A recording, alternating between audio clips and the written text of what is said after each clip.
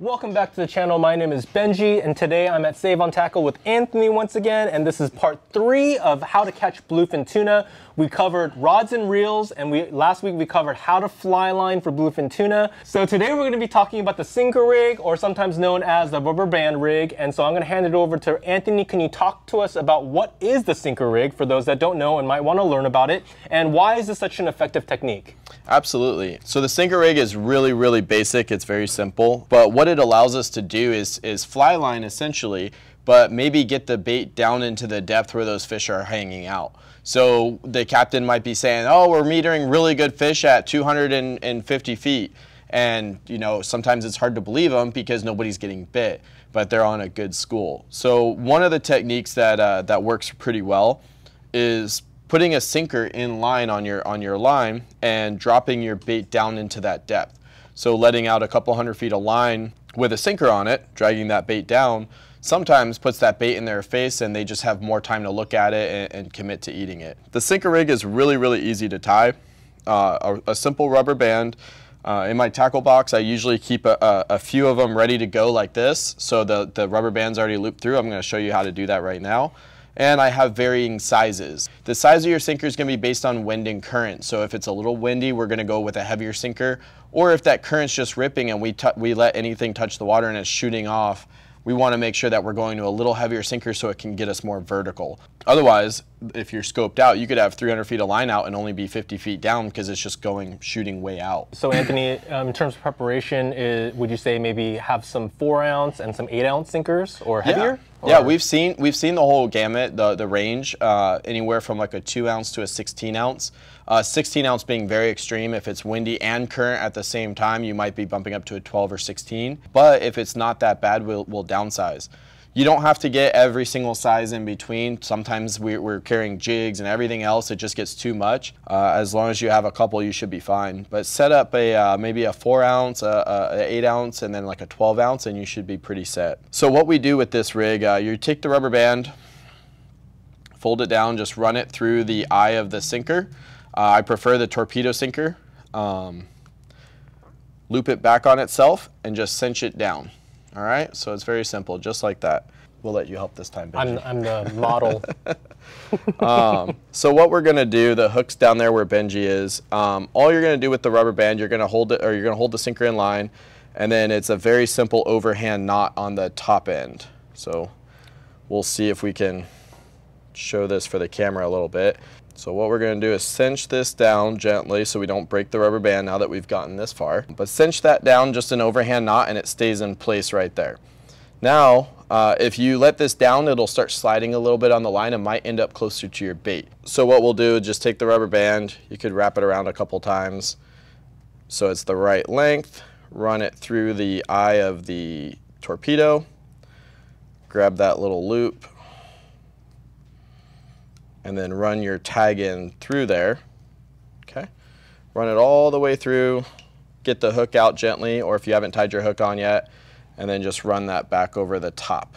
Okay, so what we've done now is we've created the sinker. It's in line, so it's not going to be helicoptering and spinning as it goes down and twisting up your line, and it's going to be a lot harder to get it to slide anywhere on the line. So you can see I'm bouncing that pretty good.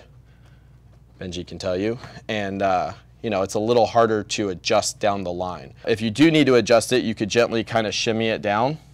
So just pinch it so that your hand doesn't move, and I can show them that it's actually sliding. So you could pinch it down here where we tied the initial knot, but if you want to jerk it or bounce it, it's going to be really hard to get that to slide back down closer to your bait. So just gently pinch it where you tied the initial knot and drag it along there. You don't want to do it too much because you will eventually burn through the rubber band, but once you get it into the right length from your bait, you're good to go. When it's tied on your rod, that's how you're going to know what the right length is. One of the tricks I'll do is I'll rig this up first, and I'll set it down, and then I'll tie my fluorocarbon on. And I'll tie that fluorocarbon on so I have the right length of fluorocarbon. And then if this does ever slip because you didn't get it quite as tight, it'll just go down to the fluorocarbon knot and it'll stop there. Sometimes because you're going down maybe 300 feet or 250 feet, you don't necessarily need fluoro. But that little knot there sometimes helps keeping this from going down, touching your bait, and preventing you from getting bit. The right length is going to just vary on your rod. So if you have a shorter rod, it'll be a shorter length. If you have a longer rod, you could get away with going a little longer, but you typically don't have to do anything more than 4 feet, 4 or 5 feet. When you're letting this down, don't let it go down super fast, but don't keep your thumb on it so tight that your rod tip's bouncing aggressively. You want to let it go so it's flowing out naturally, but you don't want it to go so fast where it's scoping out. You want it to try to stay vertical, and sometimes keeping a little tension will let it settle and come straight down underneath of you versus going and gliding out away from you. So just let it out nice and easy till you get down. Leave it in free spool just like you're fly lining. You're just fly lining at a deeper depth.